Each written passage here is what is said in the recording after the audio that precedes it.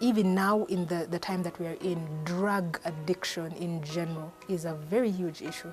Substance use disorders are taking young people, you know, each and every day. I've buried friends. I have friends who have moved from alcohol to harder drugs because they were looking for greater highs. We've buried friends. Many of them now are still stuck in the ghettos in Kampala. You can only do what you can. Some of them we've managed to have them because their families chased them out of home. So now the streets welcome them. And that's an issue, you know, the family rejects you, but the streets welcome you. So it's from the frying pan into the fire. So we're really trying to create a lot of awareness, especially to people, about understanding how to deal with loved ones who are dealing with addiction. Yeah. True story.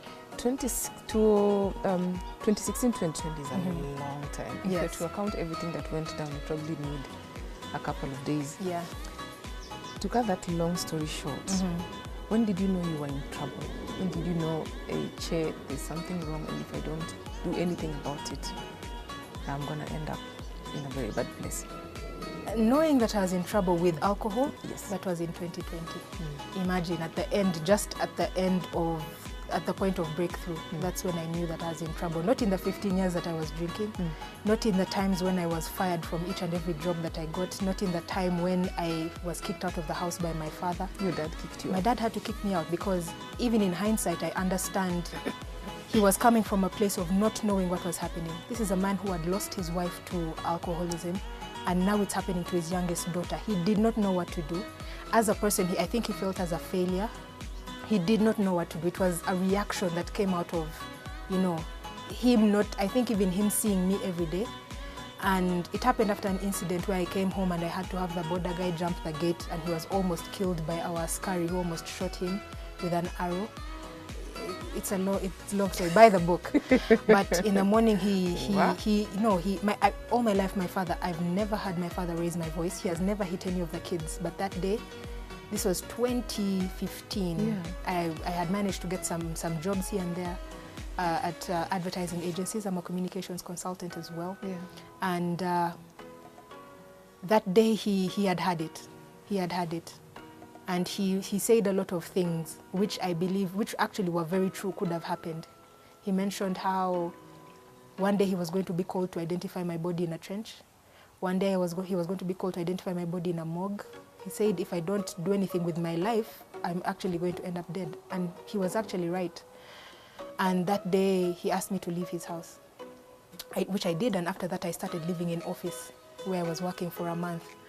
Yeah, it was a very interesting time. That's where the fire bit of the book is, from 2016 to 2020. Yes. You lived in the office? I lived in office for 1 month, and after that 1 month, I managed to get some money at the end of the month and move in with a friend. How do you live in the office? Still trying to understand that. Survival is for the fittest. Yeah, I lived in office for a month. It's not until the last week of the 4th week that the human resource manager noticed and told me, Che, you can't be doing this, you know. And I moved in with this other person, but it was like frying pan into the fire, you know, because now I'm making good money. And then this person is a DJ. I like partying. I'm in the advertising scene my clients were breweries, my clients were telecom companies, so I was in the entertainment space, events. So it was just a mess, you know. Eventually, I fell into depression because at work, each and every job I would go to, they would complain about my work. And I used to do good work, but eventually when I started drinking, because when I was home, I wanted to escape from home. So work would be my escape. So after work, I would go to the bar, so that I go home after, like, my dad is sleeping. When I wake up in the morning, I wake up before he wakes up. You understand? I leave the house before he wakes up. It was just an escapist thing. So at work, when my boss complained about my work, I felt like it was an attack. So now the place where I'm escaping to is attacking me. So now I would find comfort in the bar.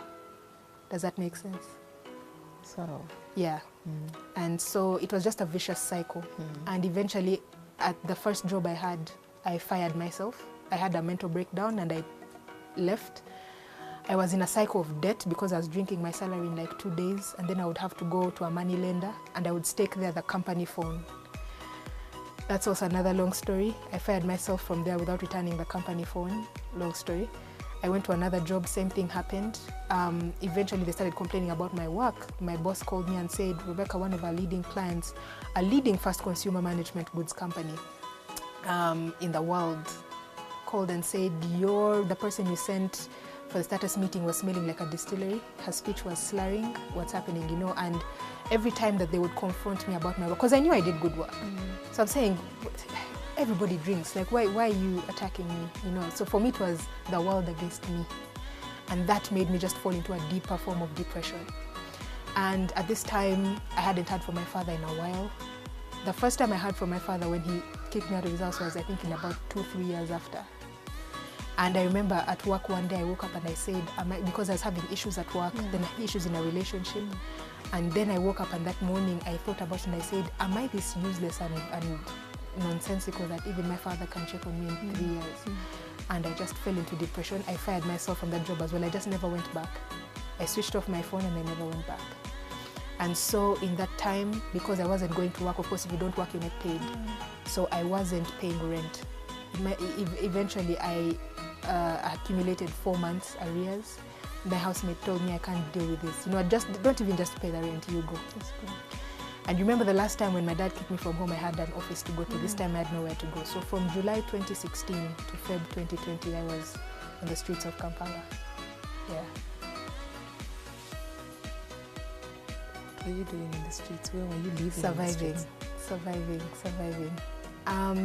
All kinds of different places. First of all, of course, I found refuge in the familiar spaces, bars. You know. But you didn't have money. Yeah, I didn't have to have money. I'm a lady. I'm a lady plus I'm a DJ. Just in case you didn't know, I'm a reggae dancehall DJ. And so I would offer to play. Music. But you know, DJs, they don't like paying DJs, so they would tell me, we'll give you 4 beers and a plate of chips. And for me, that was good. And I had a very high tolerance of alcohol. Now I had about 10 plus years of experience of drinking hard liquor. You meet, it's a funny thing about, especially men. Men are fascinated by women who drink. I don't understand. So they'll come out with their problems, you know, they'll be out all night and then they'll converse with you. You know, a guy doesn't even want sexual favors from you. He just, at the end of the night, he's like, you're such a cool lady. Like, that's how I would survive. Men would come and find me seated.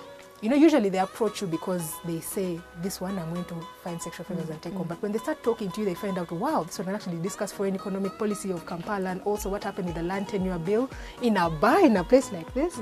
And by the end of the night at 5 a.m., they're so impressed. It's like, such a cool person. They're so drunk and they're like, I don't know what you're doing in a place like this, but you're an amazing person. They pull out 50,000 shillings and give you, and they say, have a good day. And me, I see the 50K and that's how, you know, I put it in my pocket.